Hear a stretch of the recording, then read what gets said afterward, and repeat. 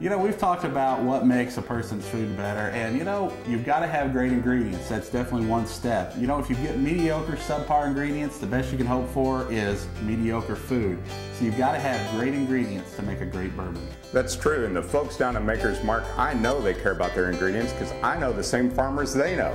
I know the farmers that grow their corn up in Indiana, and they are quality people, and that quality goes into their bourbon. Yeah, you've got to have great grain to start, and Greg Davis is going to show us exactly what goes in to making sure that grain is the best quality for making.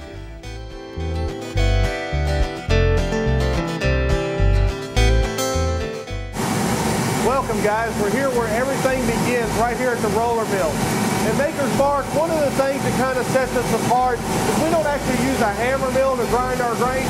We use a roller mill. It's a more gentler way of crushing the grain to get the grind that we want. We don't want a lot of flour, but we do want to break that grain up. Now we've got a nice grind, good even grind with our grain.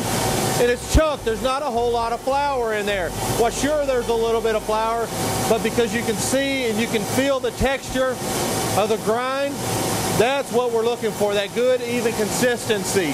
Once we do our grinding, next thing that we're going to do is we're actually going to hand weigh this batch. We're here with Doug Wade. Doug's been over here at Maker's Mark doing this for 16 years. He's our mill operator. You can see behind us, Doug is hand weighing every single batch of corn, wheat, and malted barley that goes into making our Maker's Mark so special. You can see there's not a whole lot of bells and whistles. You can see the hand labels. Well, we're pulling the handles open to get the grain into our scale tank, which is then going to go down into our mash cooker, where we're going to do an atmospheric cooker, our cooking process that makes it unique so we can cook and have a more softer profile.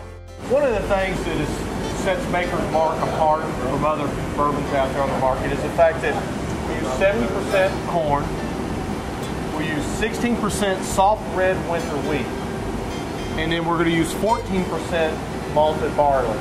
Now, behind us in our cooking process, on our cooker, what we're doing is we're taking that starch molecule. And the starch molecule, you're getting your content from the corn itself. That's where you're really going to get your starch component. Your flavor components are going to come from your small grains, or the soft red winter wheat and the malted barley. And what we're doing again with our cooking process is we're actually putting our corn in first. We're going to boil that, allow it to boil just to the atmosphere, naturally allow it to vent so we can get rid of some of that graininess. Then we're going to cool it down to 160 degrees.